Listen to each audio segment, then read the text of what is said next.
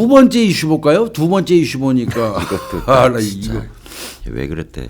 이게 중국 청주에 있는 한 고등학교에서 저번에 내외부예요. 그러니까 예. 안에서도 그러고 밖에서도 그런 것 같은데 이게 그 학생이 17살이네요. 네. 근데 이제 얘가 특수학급의 특수교육 대상인 것 같습니다. 네, 그러니까 네. 좀 어딘가가 아픈 아이인데 이 친구가 그 17살이에요. 얘가 마구잡이로 흉기를 휘둘렀어요.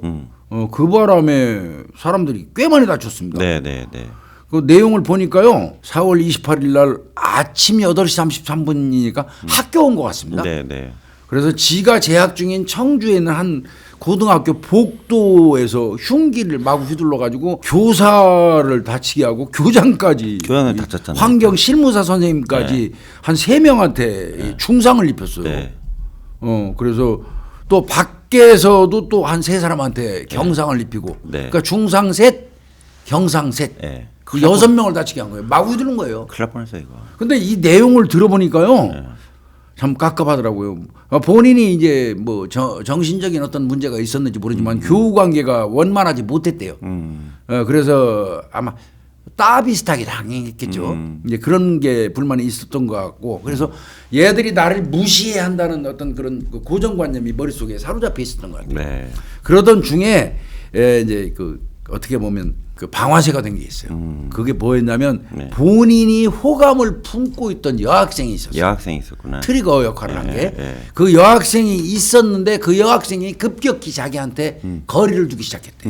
얘는 그렇게 느낀 거예요. 네, 네, 그냥 자기 혼자. 그래서 니네들이 나를 전체가 나서서 따시키니까 내가 좋아하던 저 여자의 여학생 쟤도 나를 같이 지금 따를 시켜.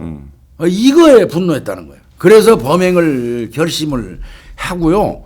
집에다가 당일날 그 범행을 암시하는 취지의 메모를 남겼대요. 아, 메모까지. 그리고 흉기 여러 점을 챙겼답니다. 그 미국에 또 총기 난사하는 거랑 똑같네. 그 조승희 사건이 갑자기 생각나요, 그죠? 똑같네요. 이거는. 예, 흉기 여러 점을 챙겨갖고 일찍 등교를 했다. 그리고 나서 복도에서 딱 마주친 게 교사예요. 근데 교사한테 얘가 뭐라고 그랬냐면, 지가 호감을 가지고 있는 여학생 있잖아요. 네. 걔한테 말 좀 전해주세요. 교사한테 얘기를 하는 거야. 그 걔한테 내 말 좀 전해주세요. 그러니까 교사가 뭔 얘기인데 내가 좀 미안했다고, 그동안 미안했다고 그 말 좀 선생님이 걔한테 좀 얘기해 주세요. 교사가 야 인마 그거 네가 직접 할 일이지. 그 너한테 왜 이런 얘기를 하냐?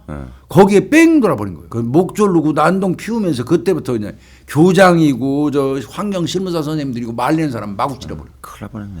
이거 큰 사건 날 뻔했어요. 네, 진짜로.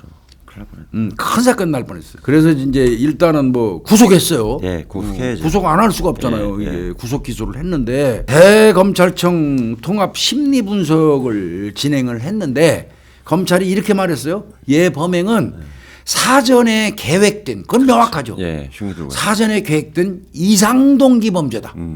이렇게 결론을 내렸거든요. 이상동기 범죄다 이렇게 결론을 내렸는데. 지 마음대로 생각한다는 얘기죠. 예. 간단하게. 그러니까 이제 이상동기 범죄를 이제 그 사전적으로 보면 이거예요. 그 전에는 묻지마 범죄라는 이름으로 어렵죠. 불렀어요. 그건 어려운 표현이. 즉 말하면 이런 거예요. 뚜렷하지 않거나 일반적이지 않은 동기를 가지고 뚜렷하지 않거나 일반적이지 않은 동기를 가지고 불특정 다수를 향해서 벌이는 폭력적 범죄 이렇게 정의를 내리거든요.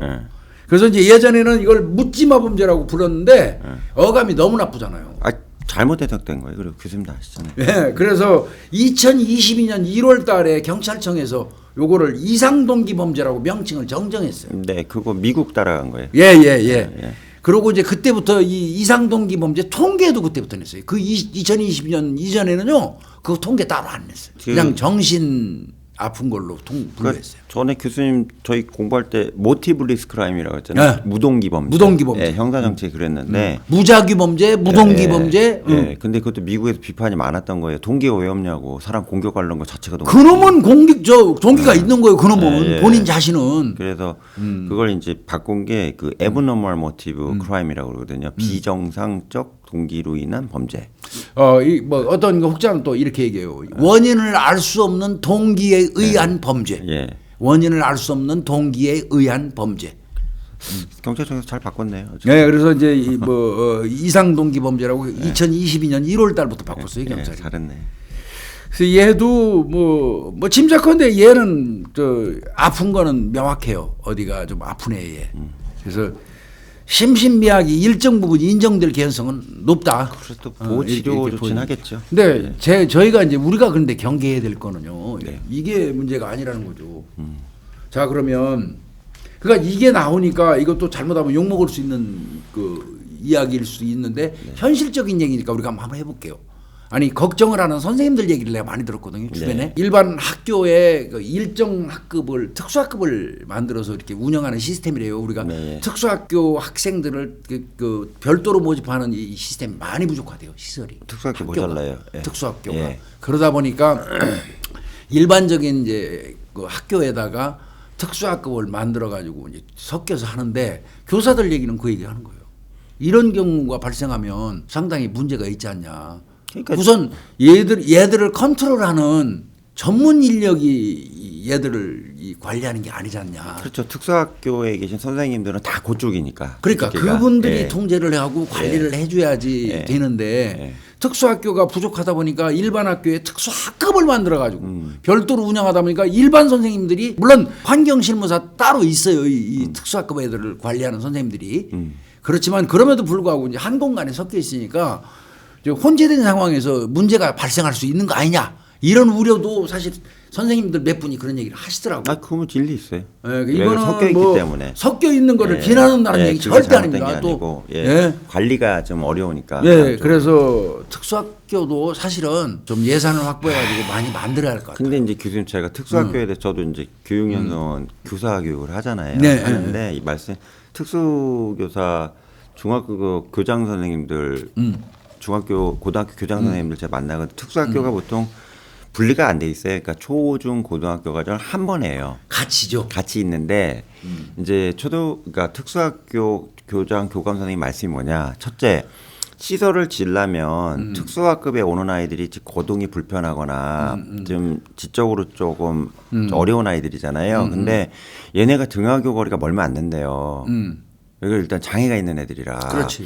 근데 문제는 뭐냐면 특수학교 시설 잘 돼 있는 건 교수님 지나가다 보시면 뜬금없이 있잖아요. 산골짜기에 있고 막 논바닥에 있고 맞아.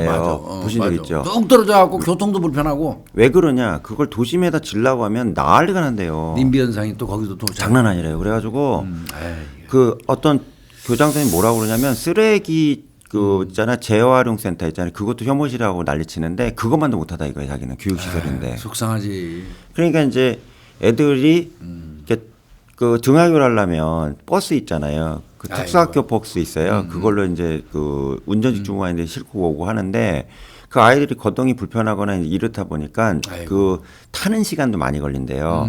부모님하고 인수인계 받고 해야 되니까. 그러니까 이제 거리는 멀지 차는 한참 타고 있어야지 애들이 너무 불편한 거라. 그러니까 학교로 가기가 어려워. 그러니까 학부모들 입장에서는 그럼 등하교 거리가 너무 멀기 때문에 짧게 해달라는 요구가 또 있는 거예요. 근처에 학교 보내라고. 그러니까 이런 식으로 특수학급을 별도로 공립학교 만들어갖고 운영을 한대요.